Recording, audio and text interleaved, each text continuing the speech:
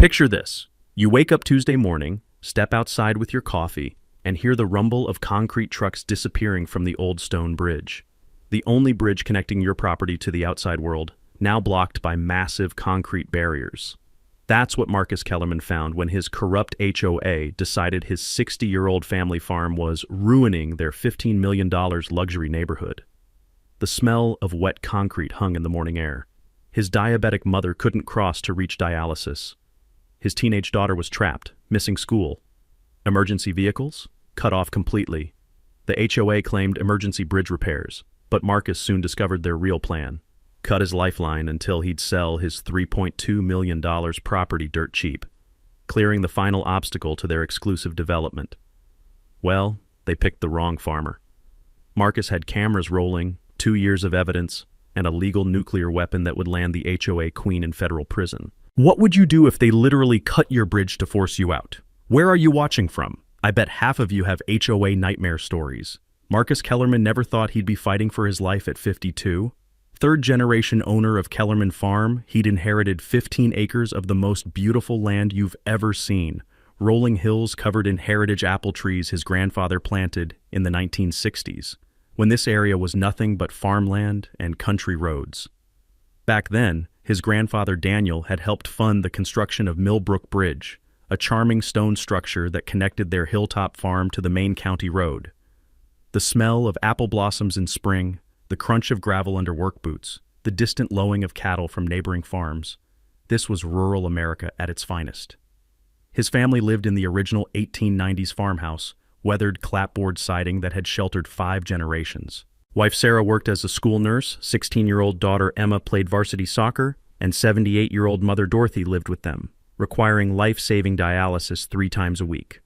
A normal American family on land they'd called home for 60 years. But times change, and not always for the better. 10 years ago, luxury developer Prestige Valley Estates bought the surrounding 200 acres and built 47 McMansions worth $800,000 to $1.5 million each. Overnight, Marcus found himself surrounded by people who considered his organic vegetable operation an eyesore and his heritage farm incompatible with luxury living. The new residents formed the Millbrook Lane Homeowners Association, claiming authority over the shared private road, including the historic bridge Marcus's family had helped fund. The original 1962 easement documents were frustratingly vague about maintenance responsibilities, creating a legal gray area that would soon become a weapon. Then came Vivian Ashworth, your worst HOA nightmare made flesh. Picture a 61-year-old retired pharmaceutical executive with a perfectly styled blonde bob, always dressed in designer tennis whites, driving a white Tesla Model X like she owned the world. She'd moved from Connecticut 2 years earlier with an attitude that screamed, "I'm better than you small-town people." Vivian immediately ran for HOA president, unopposed, after she somehow convinced the other candidates to withdraw. Her first official act? Complaining about the agricultural odors from Marcus's composting operation. You know, the smell of healthy soil that feeds the organic vegetables she probably bought at Whole Foods for triple the price. The harassment started subtly. Certified letters about property value concerns. Anonymous complaints about farm equipment noise at 7 a.m. Apparently, tractors disturbed the tennis schedule. Suggestions that Marcus might be happier somewhere more agricultural. Each interaction grew more aggressive. Vivian would park her Tesla at the bridge entrance, timing Marcus's daily routines like a stalker. She'd take photos of his delivery trucks, measuring tire widths and documenting every perceived violation of some imaginary community standard. The legal intimidation escalated when Vivian hired Blackstone and Associates, a law firm notorious for aggressive HOA enforcement. They demanded Marcus provide proof of legal road access rights within 30 days or face access termination procedures. Marcus tried reasoning with her, offering to pay his proportional share of legitimate maintenance costs. Vivian's response? A condescending smirk and the words, "Oh, Marcus, this isn't about money. This is about what's best for the community." The way she emphasized community made it crystal clear his family wasn't included in her vision. That's when Marcus started recording conversations. During one heated phone call, he overheard Vivian discussing market assessment showing 15 million total development potential with someone named Brad. Terms like Phase 1 complete and final obstacle removal kept surfacing. The night before they cut his bridge, Vivian held an emergency HOA meeting. Marcus wasn't notified naturally. The next morning, massive concrete barriers and road-closed, authorized vehicles only signs greeted him like prison walls. The acrid smell of fresh cement hung in the air as diesel fumes from departing construction trucks drifted across his apple orchard, his family's lifeline to the outside world, severed with surgical precision. Dorothy missed her dialysis appointment. Emma got detention for tardiness. And Marcus realized this was war. The bridge blockade was just the opening shot. Within 48 hours, Marcus received a 14-page legal document from Blackstone and Associates that made his blood boil. The letterhead alone probably cost more than most people's monthly salary, and the message was crystal clear: surrender or face total destruction. Vivian's lawyers claimed Marcus had exceeded agricultural use limitations and damaged community infrastructure through excessive commercial vehicle traffic. The evidence? Photos of tire ruts allegedly from Marcus's tractor, except Marcus immediately recognized those tracks. They came from the HOA's own construction vehicles used to install the bridge barriers just days earlier. The legal deadline was brutal: 21 days to remedy all violations or face permanent access termination. Translation: sell your family farm or become a prisoner on your own land forever. But Marcus wasn't backing down. That weekend, while Sarah kept the farm running and Emma helped with weekend chores, he spent 2 full days at the county records office. The musty smell of old paper and fluorescent lighting reminded him of his high school library, but these dusty file cabinets held the key to his family's survival. What he found made him smile for the first time in weeks. The original 1962 easement deed stated in plain English that the Kellerman family had perpetual vehicular access rights for agricultural and residential purposes. Marcus remembered reading somewhere that continuous road usage for 20-plus years creates legal rights that HOAs typically can't revoke, and his family had been using this road for 60 years. Even better, the document specified that road maintenance costs should be shared proportional to usage. As Marcus dug deeper, he discovered the HOA had been systematically overcharging commercial trucking companies for access fees, pocketing the excess revenue. Marcus hired Janet Reeves, a tough-as-nails local attorney who'd spent 30 years fighting property rights cases and had never lost to an HOA. Janet took one look at the evidence and immediately filed a quiet title action to clarify road rights, plus demanded a complete audit of the HOA's suspicious $180,000 annual road maintenance budget. That's when Marcus stumbled onto something that changed everything. Following the money trail through construction invoices, he discovered the HOA had been billing the exact same road repairs to 2 different accounts, charging both member dues and Prestige Valley Estates' construction budget. $45,000 charged twice for emergency infrastructure improvements. Pure fraud, documented in black and white. Vivian's response was swift and vicious. She hosted an emergency community meeting at her mansion, naturally excluding Marcus, to discuss external threats to property values. The woman actually served Pinot Grigio and imported cheese while plotting to destroy a family that had lived there since before she was born. Within days, anonymous flyers appeared in every mailbox, claiming Marcus's organic fertilizers posed health hazards to children and pets.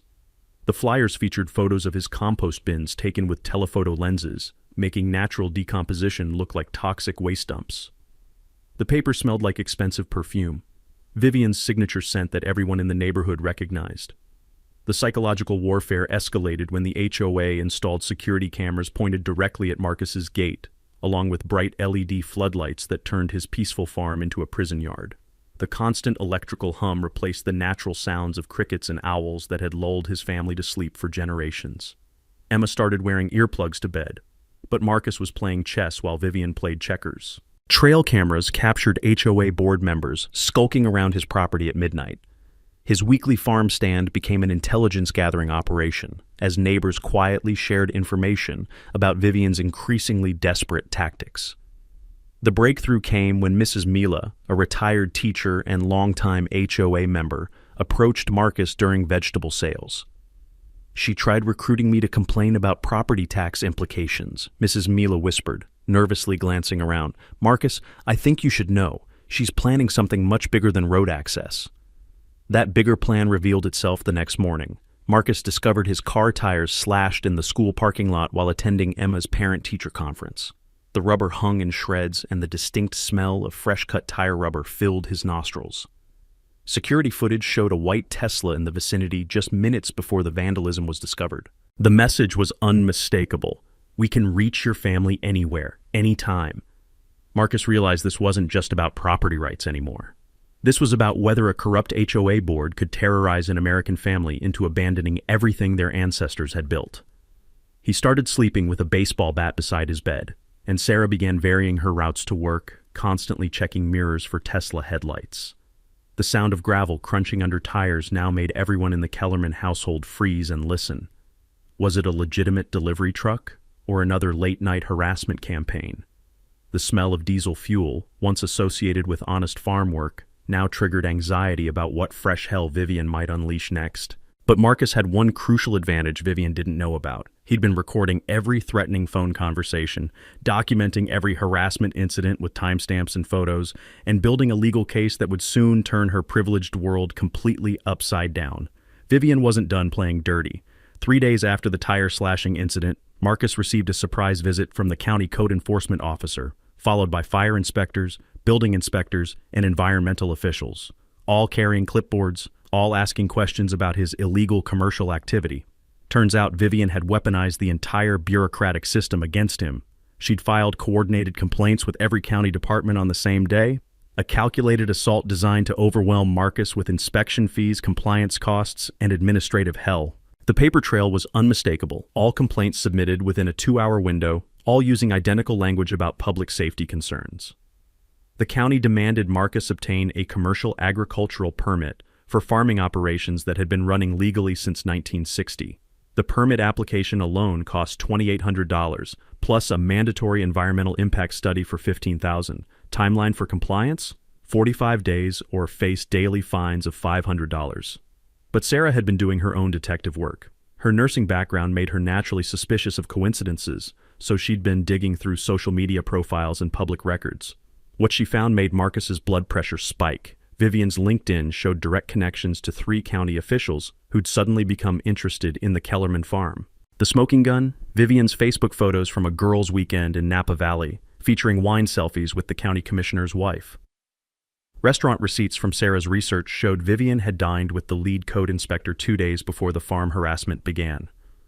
Marcus had read enough news stories about corruption to recognize the pattern, officials accepting meals and entertainment in exchange for selective enforcement.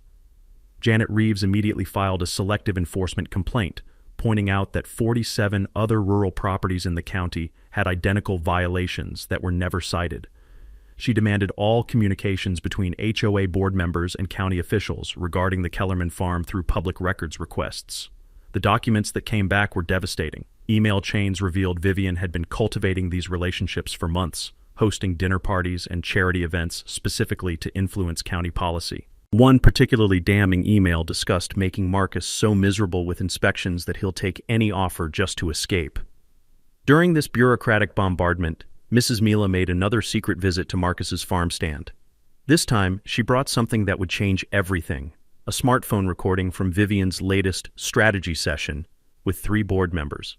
Mrs. Mila had hidden her phone under a decorative pillow during what she thought was a normal HOA meeting.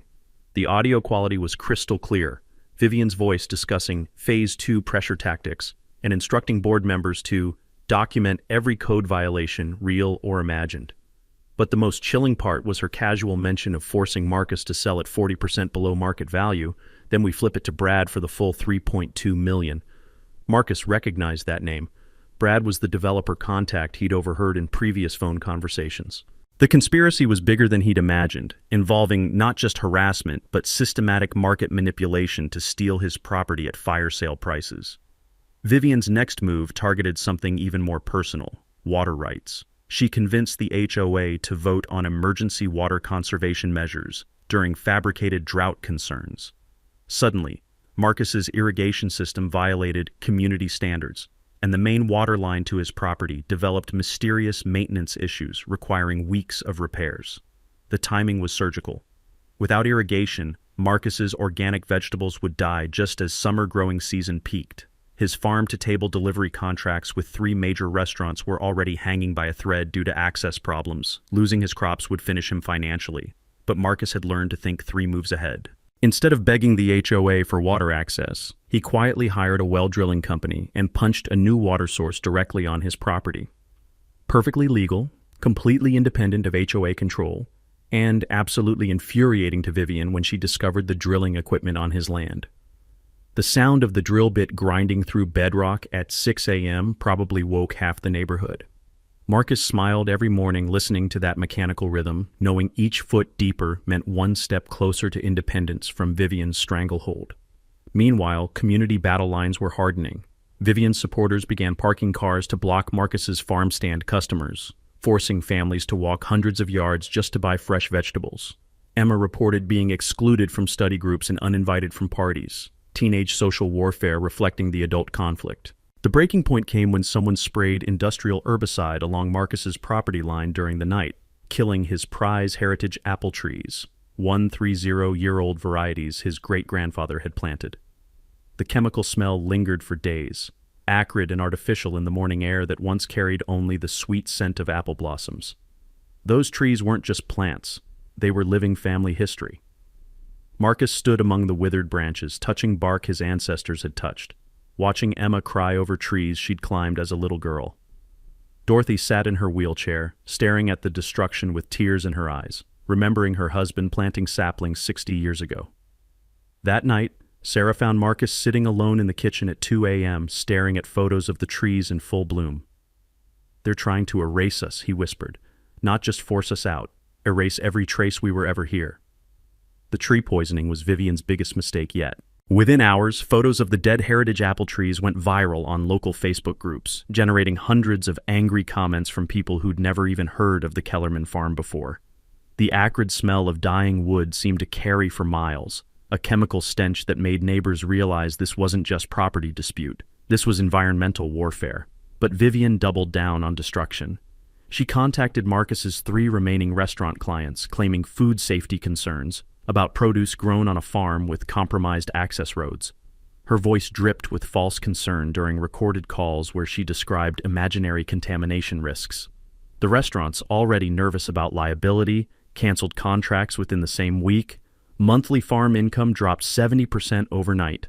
For the first time in Marcus's life, mortgage payments were at risk. Sarah found him at the kitchen table at midnight, calculator in hand, trying to figure out how long they could survive without selling. The numbers were brutal. The insurance attack came next, coordinated with surgical precision. Marcus's farm policy was suddenly under review for high-risk location factors, with cancellation notices arriving the exact same day. County fire inspectors demanded $25,000 in emergency access improvements. That's when Sarah made a discovery that changed everything. Digging through corporate filings, she found that Vivian sat on the board of directors for Regional Risk Assessment Corporation, Marcus's insurance parent company. Her vote had directly influenced his policy review. The meeting minutes showed discussions about problematic rural policies in development zones.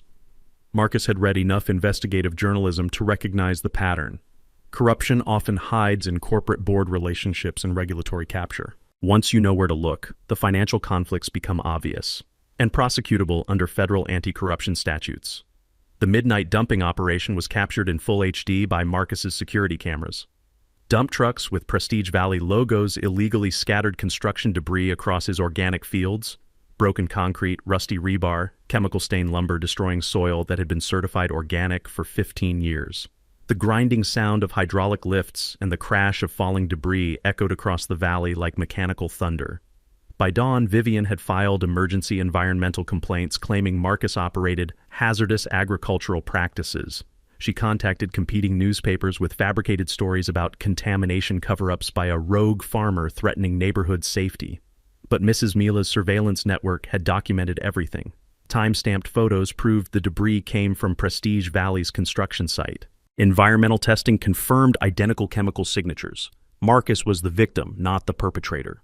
The FBI Financial Crimes Unit had been quietly building cases based on Marcus's evidence packages. Bank records revealed $400,000 in wire transfers from Prestige Valley accounts to Vivian's consulting company over 18 months. Each payment corresponded precisely with harassment campaigns against the Kellerman family. Jake Henderson finally came forward with the smoking gun. Video footage of Vivian's private strategy meeting where she admitted fabricating evidence and distributed $10,000 cash to board members. The audio was crystal clear, the conspiracy undeniable, and the federal charges inevitable. Vivian's privileged world began crumbling. Her tennis club suspended membership pending investigation. Former pharmaceutical colleagues filed ethics complaints with state licensing boards. Legal bills exceeded $80,000 as law firms charged premium rates for a hopeless case. The retaliation against Marcus's allies was swift and petty.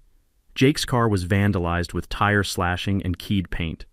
Tom Patel lost clients after providing forensic accounting support. Mrs. Mila faced social ostracism from book clubs and garden societies. Teenage-level bullying from supposed adults. But the psychological toll on Marcus's family was reaching critical mass. Dorothy's blood pressure spiked during dialysis sessions, triggering cardiac warnings from doctors. Emma's grades dropped as social isolation affected her concentration. The constant stress was literally killing his family. Sarah started researching houses in other states during sleepless nights, quietly preparing escape plans if Vivian's terrorism succeeded. The smell of diesel fuel now triggered panic attacks instead of nostalgic memories of farm life. Every car engine sound after dark made the family freeze and listen. Marcus found her crying in the laundry room one evening, holding Emma's soccer uniform and whispering, "What if we have to leave? What if she wins?" That's when Marcus realized this wasn't just about property rights anymore. This was about whether an American family could be terrorized into abandoning everything their ancestors built. That night, he made a decision that would change everything. No more defensive moves. Time to go on offense. The federal investigation expanded daily. IRS Criminal Division opened tax evasion cases. Bank fraud investigators found money laundering evidence. Wire fraud charges triggered federal jurisdiction when payments crossed state lines. Vivian's final desperate gambit was attempting to have Marcus arrested on fabricated terroristic threat charges, timing the false police report for 24 hours before his planned public evidence presentation. But Marcus's legal team was 3 steps ahead, with phone records, witness statements, and audio proof ready to destroy her last lie. The town hall meeting would be Vivian's final public appearance as a free woman. The breakthrough came on a rain-soaked Thursday morning when Janet Reeves called Marcus with news that would change everything. Her paralegal, digging through dusty county archives for the original easement documents, had discovered a forgotten clause buried in the 1962 road construction contract that nobody had noticed for 60 years. The provision was written in dense legal language, but the meaning hit Marcus like lightning. If road maintenance costs ever exceeded 300% of original estimates, maintenance responsibility would automatically transfer back to county government. Janet's voice crackled with excitement over the phone as she read the exact wording twice. Marcus grabbed his calculator with trembling hands. The original 1962 maintenance estimate was $21,000 adjusted for inflation. Vivian's HOA was spending $180,000 annually, 847% above the legal threshold. They'd been operating outside their authority for years, but Tom Patel's forensic accounting had uncovered something even more devastating. The HOA's preferred contractor, Valley Infrastructure, was actually a subsidiary of Prestige Valley Estates. Road maintenance bills were inflated 400% above market rates, with excess funds funneled directly back to the development company through fake invoicing schemes. Sarah spread bank records across their kitchen table, and the smell of fresh coffee couldn't mask the stench of systematic corruption. Highlighted transactions showed a money laundering operation disguised as legitimate business expenses. Every pothole repair was theft. Every line painting job was fraud. Every emergency improvement was organized crime. The county attorney's panicked response revealed how deep the legal trouble ran. If road maintenance reverted to government control, the county would become liable for blocking Marcus's constitutional access rights. Worse, denying access to a family with a disabled member could trigger federal civil rights violations with massive financial penalties. Marcus remembered reading about similar disability discrimination cases that resulted in million-dollar federal settlements. The county's insurance company was already threatening coverage cancellation, creating political pressure that reached the governor's office. Vivian's personal financial records, obtained through federal subpoenas, exposed $200,000 in unreported consulting income from Prestige Valley Estates. The IRS Criminal Division was building tax evasion cases, while state boards moved to revoke her pharmaceutical licenses for ethics violations. The bigger picture emerged like pieces of a criminal puzzle. Prestige Valley Estates was facing foreclosure on construction loans if Phase 2 didn't break ground by December. Bank executives had been pressuring developers to resolve access issues using any means necessary, explaining the increasingly desperate harassment timeline: $8 million in potential losses if the project delayed beyond Q4. Every month Marcus held out was another month closer to financial ruin for everyone involved in the conspiracy. No wonder Vivian's tactics had become criminally reckless, but Marcus held the nuclear option that would destroy them all. The original environmental impact study for Prestige Valley Estates had excluded his 15 acres from assessment, assuming voluntary cooperation. Federal environmental law required complete review if development expanded beyond original scope. Adding Marcus's property would trigger an 18-month federal environmental review, killing the construction timeline and bankrupting the entire operation. His heritage apple orchard provided habitat for protected bird species, and his organic farming practices had created ecosystems that would require extensive federal study. Environmental lawyers were already circling, sensing blood in the water. The Clean Water Act, Endangered Species Act, and National Environmental Policy Act all provided multiple avenues for intervention. Each study would cost Prestige Valley over $2 million, with no guarantee of approval. The revelation's impact on Marcus's family was transformative. Sarah's confidence returned as victory became probable instead of possible. Emma proudly shared updates with classmates, no longer ashamed but inspired by her family's courage. Dorothy's stress-related health symptoms began improving for the first time in months. But Marcus felt something unexpected as he absorbed the magnitude of his legal weapons, a heavy responsibility.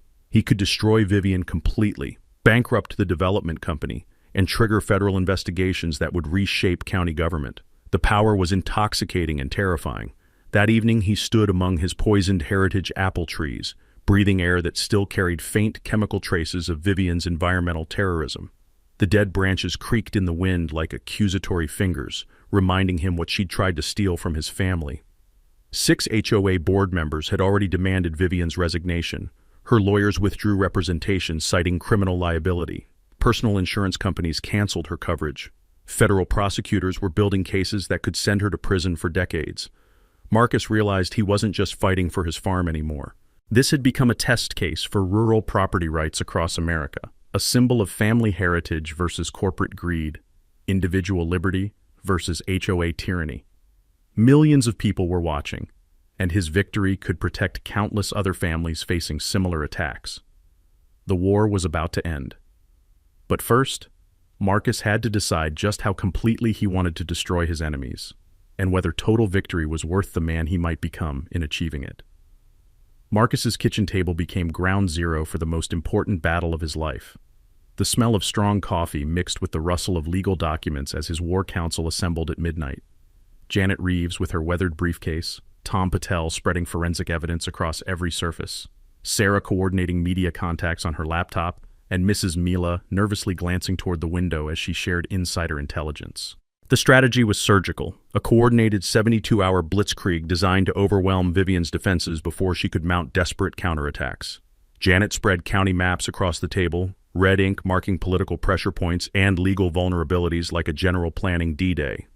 4 simultaneous fronts, Janet explained, her finger tracing battle lines: county liability, federal civil rights, criminal conspiracy, and environmental destruction.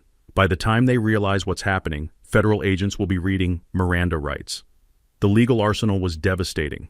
Emergency motion demanding immediate road reopening under the forgotten 1962 clause. Federal civil rights complaint citing disability discrimination.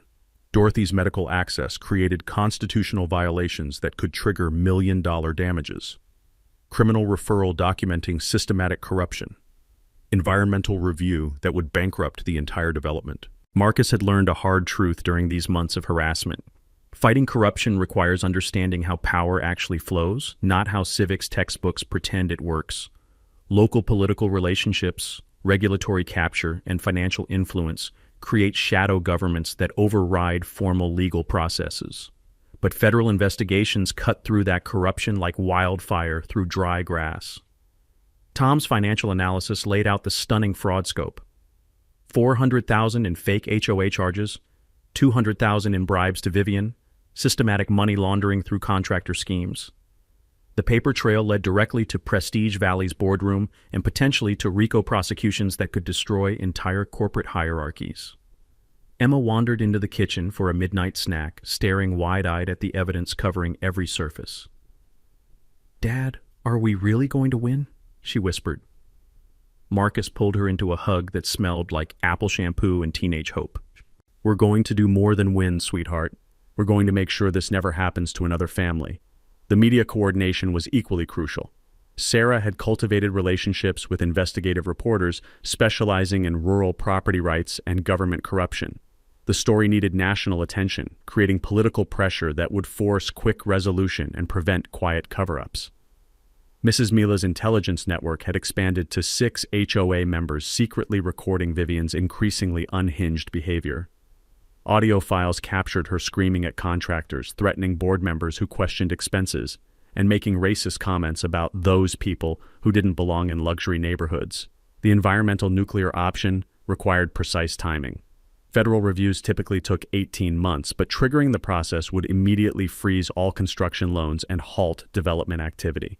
Environmental lawyers were standing by with preliminary injunctions that could be filed within hours of Marcus's signal. Dorothy wheeled herself into the kitchen, her dialysis equipment humming softly as she surveyed the battle preparations. "Your grandfather would be proud," she told Marcus, her voice shaky with emotion. "He built that bridge with his own hands to help neighbors. He'd want you to protect it." Political pressure was building at every level. State Agricultural Commissioner announced formal investigations. County commissioners facing re-election were distancing themselves from controversial projects. Federal representatives were preparing statements supporting rural heritage preservation. The town hall presentation required careful choreography. Marcus practiced delivering complex legal concepts in simple language that working families could understand. Visual aids showed money flows, audio clips revealed criminal conversations, financial charts demonstrated systematic theft. Every piece designed for maximum emotional impact on ordinary citizens who'd never seen corruption this close. Community support had exploded beyond expectations. Save Kellerman Farm reached 5,000 members across 3 states. Local businesses were providing services at cost. Regional newspapers were preparing coordinated coverage. Agricultural advocacy groups were sending representatives from as far away as Montana and Georgia. Sarah discovered that Vivian's campaign had violated multiple federal statutes most people never knew existed. Wire fraud for electronic threats, mail fraud for postal harassment, conspiracy to deprive civil rights under Section 1983. Each violation carried prison sentences measured in decades, not months. The coordination timeline was military precise. All legal filings Tuesday at 9 a.m., creating information overload, preventing effective response. Media interviews at 2 p.m., building public pressure before counter-narratives could develop. Town hall climax at 7 p.m., where everything would explode into public view. Behind-the-scenes settlement discussions revealed Vivian's growing desperation. Initial offers of $500,000 for mutual resolution showed how terrified they were of public trials. But Marcus wasn't interested in quiet payoffs that would let corruption continue elsewhere. The night before the assault, Marcus stood on his porch breathing air that still carried traces of poisoned apple trees. Tomorrow would bring either complete victory or devastating defeat. But tonight, listening to Sarah's laughter from inside and Emma practicing soccer kicks in the yard, he knew they'd already won the only thing that truly mattered. His family was still home. And tomorrow, they'd make sure it stayed that way forever. Vivian must have sensed the trap closing around her, because what happened next proved that desperate people make catastrophically stupid decisions. Just 12 hours before Marcus's coordinated legal assault was scheduled to launch, she made moves so reckless they guaranteed her own destruction. The first sign was Mrs. Mila's panicked 2 a.m. phone call. "She's lost her mind," Mrs. Mila whispered. "I just watched her sneak onto your property with some kind of tool. The floodlights are casting shadows, but she's definitely tampering with something near your equipment shed." Marcus's security cameras captured everything in crystal clear HD. Vivian, wearing dark clothing and latex gloves, methodically damaging his irrigation control system with bolt cutters and a small crowbar. Not random vandalism, targeted sabotage designed to destroy his organic certification by contaminating crops with unfiltered water. What Vivian didn't realize was that the irrigation system connected to federal agricultural monitoring networks. Damaging federal compliance equipment was a felony that automatically triggered FBI jurisdiction, regardless of local political relationships. She'd just graduated from civil harassment to federal crimes, but her most devastating mistake came at dawn. Panicked by Marcus's impending legal filings, Vivian called the county sheriff, claiming Marcus had made terroristic threats during a late-night phone conversation. She demanded immediate arrest to prevent his town hall presentation, providing detailed fabricated quotes about burning down the whole neighborhood. The sheriff's deputy was professionally skeptical. Marcus had been coaching Emma's soccer team the previous evening, surrounded by 60 witnesses, including the deputy's own daughter. The supposed threatening call occurred at exactly 8:47 p.m., the same time Marcus was buying victory milkshakes for the entire team at Murphy's Diner. Marcus had learned from watching investigative documentaries that phone records don't lie, and desperate people always forget about digital evidence trails. Sure enough, his phone logs showed no outgoing calls during the alleged threat timeframe, while his credit card receipt provided perfect alibi documentation. The mini-twist emerged when FBI agents discovered Vivian had recruited her landscaper's teenage son, offering him $500 to make anonymous calls claiming Marcus was planning violent retaliation. The kid immediately confessed to his parents, who marched him straight to federal authorities. Witness tampering and conspiracy charges were now inevitable. Meanwhile, Marcus's legal blitzkrieg launched with military precision. Janet filed emergency motions in 3 courts simultaneously, creating a document avalanche that overwhelmed Vivian's legal team. County clerks processed restraining orders, civil rights complaints, and environmental triggers faster than opposing attorneys could respond. The county attorney's reaction was swift and public. Faced with potential federal liability for blocking disabled medical access, he ordered immediate road barrier removal without consulting the HOA. County crews arrived at Millbrook Bridge with sledgehammers and heavy equipment, demolishing Vivian's concrete walls while local news cameras captured every satisfying blow. But Vivian's world was collapsing faster than anyone expected. Her tennis club formally expelled her after learning about federal charges. Former pharmaceutical colleagues filed ethics complaints to protect their own licenses. The country club where she'd hosted corruption dinners banned her indefinitely, afraid of federal scrutiny. Tom Patel's forensic evidence triggered immediate criminal referrals. Bank records documenting systematic money laundering and tax evasion were so damning that state prosecutors filed charges within hours instead of their usual months-long review process. $400,000 in fraud, documented in excruciating detail. The environmental review was Prestige Valley's death blow. Federal investigators confirmed Marcus's organic farm provided critical habitat for endangered bird species that nested exclusively in heritage apple trees. Construction permits were permanently revoked, pending comprehensive impact studies that could take years to complete. Banking executives holding Prestige Valley's construction loans were in full crisis mode.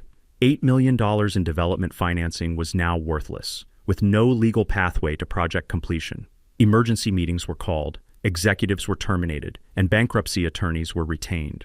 Emma provided the day's most heartwarming moment, returning from school with news that Vivian's daughter had publicly apologized in the cafeteria, begging forgiveness for her mother's completely insane behavior, and asking if they could remain friends despite the family warfare. The federal investigation kept expanding like ripples in a pond. IRS Criminal Division discovered additional unreported income linking Vivian to development projects across 3 counties. Wire fraud, tax evasion, conspiracy, and potential RICO violations were accumulating like criminal charges in a legal avalanche. Media attention reached national prominence. CNN's rural affairs correspondent arrived to cover the story as a symbol of family farms versus corporate pressure. Agricultural publications called Marcus's case the most significant rural property rights battle in decades. But Marcus sensed Vivian wasn't finished. Cornered criminals don't surrender gracefully. They lash out desperately at everything around them. The acrid smell of damaged electrical equipment still hung in the morning air, mixing with dust from demolished concrete barriers and the sweet scent of restored freedom.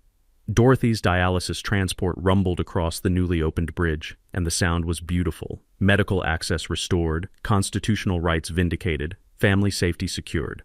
But Marcus kept his security systems running and his guard elevated. Wounded predators are most dangerous when cornered, and Vivian still had access to resources, connections, and the kind of desperate fury that makes people attempt the unthinkable. With federal charges closing in and her empire crumbling, Vivian made one final desperate play that would either save her or destroy everyone involved. But this time, she wasn't working alone. She'd found allies in unexpected places. The first sign of escalating danger came when Marcus discovered his farm's organic certification was under emergency review by the state agricultural department. Anonymous complaints alleged contamination events and fraudulent testing procedures that could revoke his certification permanently. Without organic status, his premium contracts would vanish and his property value would plummet. But Sarah's investigative instincts immediately spotted the pattern. The complaint language was identical to previous harassment documents, and the timing coincided perfectly with Vivian's mounting legal troubles. Someone was still pulling strings from behind the scenes, even as federal agents closed in. The mini-twist emerged when Tom Patel's financial analysis revealed the real puppet master. Brad Morrison, the Prestige Valley executive Marcus had heard about in recorded conversations, wasn't just a developer. He was Vivian's former pharmaceutical industry colleague and current romantic partner. Their 20-year relationship explained why she'd been willing to risk everything for his development project. Morrison had been feeding Vivian's strategies, providing legal funding, and coordinating with corrupt officials throughout the entire campaign. Bank records showed he'd personally guaranteed her legal fees and bribe payments, treating Marcus's harassment as a business expense for land acquisition. The conspiracy was deeper and more personal than anyone had realized. But Morrison was also more dangerous than Vivian.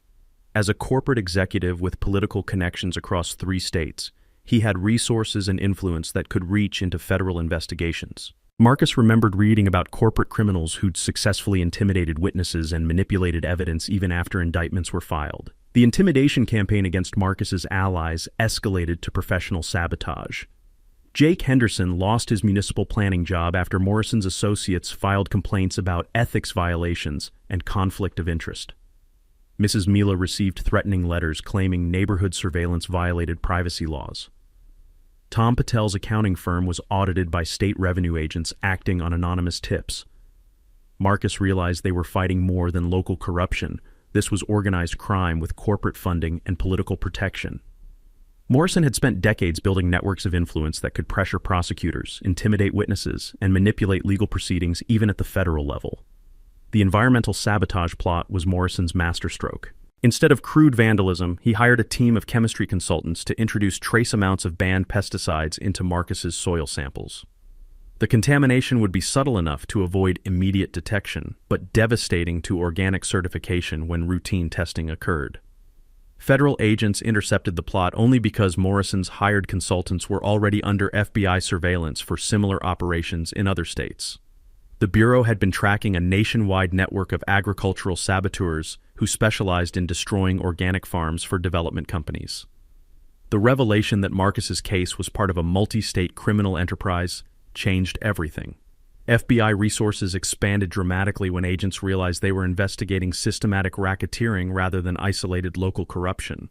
Wiretaps, surveillance teams, and undercover operations were already tracking Morrison's network across the entire region. But Morrison's most chilling strategy targeted Marcus's family directly. Federal agents discovered plans to kidnap Emma during her soccer practice, holding her until Marcus agreed to sell his property and relocate out of state. The kidnapping would be disguised as teenage runaway situation, providing cover for psychological torture until the family surrendered. The kidnapping conspiracy was interrupted when Morrison's hired muscle turned out to be undercover federal agents who'd infiltrated his criminal network months earlier. His recorded instructions about making the family disappear until they cooperate provided prosecutors with attempted kidnapping and conspiracy charges carrying life sentences. Emma's protection became a federal priority. U.S. Marshals provided security at school and sporting events while the family was relocated to a safe house pending Morrison's arrest. The sterile smell of government facilities replaced the familiar scents of apple blossoms and fresh soil, but safety was more important than comfort. The federal investigation expanded to include Secret Service agents tracking financial crimes, DEA agents investigating drug money laundering, and ATF agents pursuing weapons violations. Morrison's network had tentacles reaching into legitimate businesses, political campaigns, and regulatory agencies across multiple states. Marcus learned that defending property rights sometimes means discovering how deep corruption can penetrate American institutions. Local officials, state agencies, and federal regulators all had individuals compromised by Morrison's influence networks, creating systematic bias against rural landowners who threatened development profits. But the investigation also revealed unexpected allies. Agricultural advocacy groups, environmental organizations, and property rights lawyers had been tracking Morrison's activities for years, waiting for the right case to bring federal prosecution. Marcus's evidence had provided the missing pieces for multiple ongoing investigations. Morrison's arrest was coordinated across 4 states simultaneously, preventing communication with co-conspirators or destruction of evidence. FBI raids on Prestige Valley offices, government agencies, and political headquarters seized millions of documents revealing the full scope of the criminal enterprise. The town hall meeting tomorrow evening would now serve a different purpose. Instead of confronting Vivian alone, Marcus would be presenting evidence of nationwide conspiracy that had victimized hundreds of rural families. Federal prosecutors planned to use the venue for announcing indictments against 37 defendants in 6 states. That night, sitting in the safe house with his family protected by federal agents, Marcus realized they'd stumbled into something much larger than a neighborhood dispute. They'd exposed a criminal network that threatened the foundation of rural property ownership across America. Victory was certain now, but the scope of the corruption they'd uncovered was terrifying. The Riverside Community Center had never seen anything like this. By 6:30 p.m., over 400 people packed every seat, lined the walls, and spilled onto the sidewalk outside where additional speakers broadcast the proceedings to another 200 spectators. The air crackled with anticipation and the nervous energy of a community finally ready for blood. 6 television crews had transformed the venue into a media battlefield. CNN, Fox News, and network correspondents positioned cameras for maximum impact, while local reporters coordinated live streams reaching millions nationwide. The clicking of camera shutters created constant percussion punctuated by the electric hum of microphones waiting to amplify justice.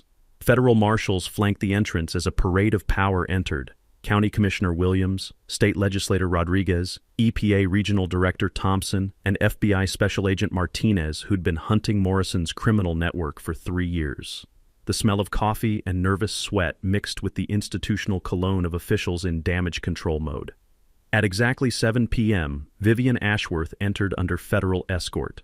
Her designer tennis outfit looked absurd with the ankle monitoring bracelet, and her perfectly styled hair couldn't hide the hollow-eyed defeat of someone watching their empire crumble in real time. Gasps and angry murmurs rippled through the crowd as cameras captured every step of her public humiliation. Marcus approached the podium feeling ice-cold calm. After months of terrorism, federal investigations, and family trauma, this moment felt like destiny rather than confrontation. His voice carried clearly as he began with words that would echo across rural America. 2 years ago, my family woke up to find our bridge blocked by concrete barriers. We thought we were fighting a neighborhood bully. Tonight, you'll learn we were fighting organized crime that reaches into state government, federal agencies, and corporate boardrooms across 6 states. The evidence presentation was surgical and devastating. Massive screens displayed Morrison's money laundering networks while federal prosecutors narrated financial flows that totaled over $60 million in fraud. Audio recordings played Vivian's voice discussing bribery, kidnapping conspiracies, and environmental terrorism in her own words. The first explosion came when prosecutors played footage of Morrison's arrest just hours earlier. FBI agents led him from Prestige Valley headquarters in handcuffs while evidence boxes filled multiple trucks. His corporate empire was being dismantled in real time by federal asset forfeiture teams. But the mic drop moment arrived when Special Agent Martinez stood with a thick folder containing hundreds of arrest warrants. The silence was absolute as he spoke directly to the cameras. Ladies and gentlemen, tonight we announce the largest rural property rights conspiracy ever prosecuted under federal racketeering statutes. He paused for dramatic effect, then delivered the kill shot. 37 defendants across 6 states, 214 victimized families, $60 million in stolen property, and prison sentences that will ensure these criminals never terrorize another American family. The crowd exploded in sustained applause that lasted over 4 minutes. People were standing, cheering, crying, and embracing as they realized Marcus's victory represented justice for countless families who'd faced identical attacks. The thunderous ovation was cathartic, healing, and absolutely devastating for Vivian's remaining dignity. Vivian's complete destruction reached its peak when prosecutors played recordings of her planning Emma's kidnapping. Her voice describing making the family disappear until they cooperate silenced even her most loyal supporters. 3 HOA board members publicly resigned and apologized on live television. The environmental victory was perfectly timed for maximum impact. EPA Director Thompson announced permanent federal protection for Marcus's heritage apple orchard as critical endangered species habitat. This farmland will remain agricultural forever, protected by the full authority of the United States government and defended by federal law enforcement. Dorothy insisted on addressing the crowd despite her frail health. Rolling her wheelchair to the microphone, her voice shook with emotion as she described missing life-saving dialysis appointments and fearing for her family's survival. This is America. In America, families shouldn't need federal agents to protect them from their neighbors. The corporate collapse was swift and public. Prestige Valley's CEO issued a groveling televised apology, announcing immediate withdrawal from rural development and establishment of a $20 million victim compensation fund. Stock prices had already crashed following the federal indictments. Emma provided the evening's most powerful moment when she grabbed the microphone without permission. Mrs. Ashworth thought we weren't good enough for her fancy neighborhood, but we're still here, and she's going to federal prison. Good people really do win in America. The legal devastation was comprehensive. Federal prosecutors announced Vivian faced 127 criminal charges with sentences exceeding 40 years. Morrison's RICO charges carried life imprisonment. Asset forfeiture had seized over $200 million in criminal proceeds, with more seizures pending. Marcus's closing words were simple but unforgettable. We fought this battle for every American family who believes the Constitution still protects ordinary people from extraordinary corruption. Tonight, we proved it does. As federal agents led Vivian away for the final time, cameras captured her, turning back toward Marcus, with pure hatred burning in her eyes. But her power to terrorize was permanently destroyed. She was just another criminal heading to federal prison while the family she'd tried to destroy celebrated, surrounded by hundreds of cheering supporters and millions of viewers nationwide. The sound of justice was beautiful. Thunderous applause, tears of relief, and the collective roar of a community finally free from fear. 3 months later, Marcus stood in his heritage apple orchard, watching sunrise paint the valley gold, while the sweet scent of blooming trees erased every trace of Vivian's chemical terrorism. The silence was perfect.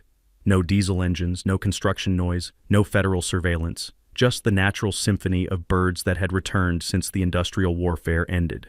Vivian Ashworth was serving year 1 of a 32-year federal sentence in a medium security facility 3 states away. Morrison received life without parole under RICO statutes. His corporate empire liquidated to compensate victims across 6 states. 14 government officials had resigned, while 37 defendants faced trials continuing for years. The immediate transformation brought changes Marcus never expected. The Kellerman Agricultural Education Fund, established with Prestige Valley's settlement money, now provided full scholarships for rural students pursuing sustainable farming degrees. Sarah managed the program from their kitchen table, processing applications from teenagers nationwide who'd been inspired by their family's courage. Emma had become a regional celebrity, speaking at Future Farmers of America chapters about constitutional rights and standing up to corporate bullies. Her prize-winning essay about the experience earned a full college scholarship studying organic farming and rural property law. The shy teenager had emerged as a confident young woman who understood her family's place in defending American liberty. Dorothy's health stabilized dramatically once the stress disappeared. Her dialysis appointments proceeded smoothly across the restored bridge, and doctors reported significant cardiovascular improvement. She spent hours teaching Emma heritage seed preservation, ensuring their agricultural traditions would survive another generation, while sharing stories about her husband planting those first apple saplings 60 years ago. The community transformation was remarkable. 3 neighboring properties converted to organic farming, creating a regional cooperative marketing heritage produce to restaurants statewide. The Kellerman Farm became an educational destination, attracting over 3,000 annual visitors, generating tourism revenue supporting the entire valley's economy. Marcus and Sarah renewed wedding vows on the farm's 10th settlement anniversary, surrounded by hundreds of supporters who'd stood with them during the darkest months. The ceremony occurred beneath the same heritage apple trees Vivian had poisoned, now thriving under federal protection as critical endangered species habitat. The legislative impact reached national prominence when Congress passed the Rural Property Protection Act, strengthening landowner rights against HOA overreach and establishing federal penalties for systematic harassment. Marcus's testimony before House Agricultural Committee became legal precedent studied in law schools nationwide, proving ordinary citizens could create extraordinary change. 3 practical lessons emerged from Marcus's victory that rural families should remember. First, document everything with timestamps and photos. Corruption thrives in darkness but dies under documentation. Second, follow the money trail through public records requests. Financial connections often reveal the real power structure behind harassment campaigns. Third, never fight alone. Build coalitions with neighbors, advocacy groups, and media contacts who can amplify your voice when local officials ignore individual complaints. Federal policy changes prevented future Morrison-style conspiracies through mandatory disclosure requirements for HOA board financial relationships and automatic federal review of rural property disputes involving disabled residents. The Department of Justice created specialized rural crime task forces investigating similar cases before they escalated to violence or property theft. Corporate accountability extended beyond Prestige Valley's destruction. New banking laws prohibited construction loans contingent on forced property acquisitions, while state regulations required complete disclosure of development financing relationships with HOA boards. The entire business model enabling systematic rural harassment had been criminalized at federal level. Marcus's memoir Standing Ground: How One Family Defeated Corporate Terrorism became a bestseller, inspiring documentary films and congressional hearings.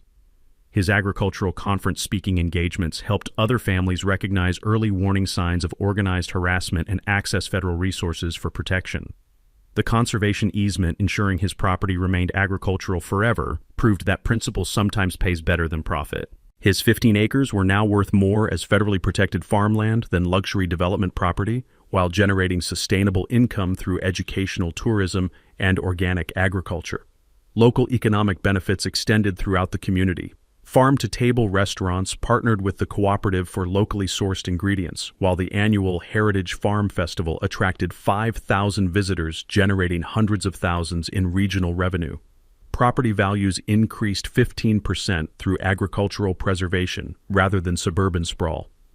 On quiet evenings, Marcus walked the restored bridge, listening to water flowing beneath stones his grandfather had placed, remembering when concrete barriers blocked his family's freedom. The smell of evening air carried apple blossoms instead of diesel fumes, cricket songs instead of construction noise, and the peaceful satisfaction of justice finally served. Emma would graduate college and return as sixth-generation Kellerman working this protected land. Dorothy would live to see great-grandchildren playing beneath heritage trees, federal law, now preserved as environmental treasures. Sarah would continue helping rural families fight similar battles through their education fund and legal advocacy network. The victory had transformed them. Marcus understood that defending liberty sometimes requires more courage than most possess, but watching freedom disappear one property at a time wasn't acceptable. They'd proven David defeats Goliath when David has evidence, allies, and constitutional principles worth fighting to preserve. Share your HOA nightmare stories below. Let's expose corrupt boards nationwide. Subscribe for more justice stories where good people win. Next week, how a librarian exposed a $2 million embezzlement and saved her community center.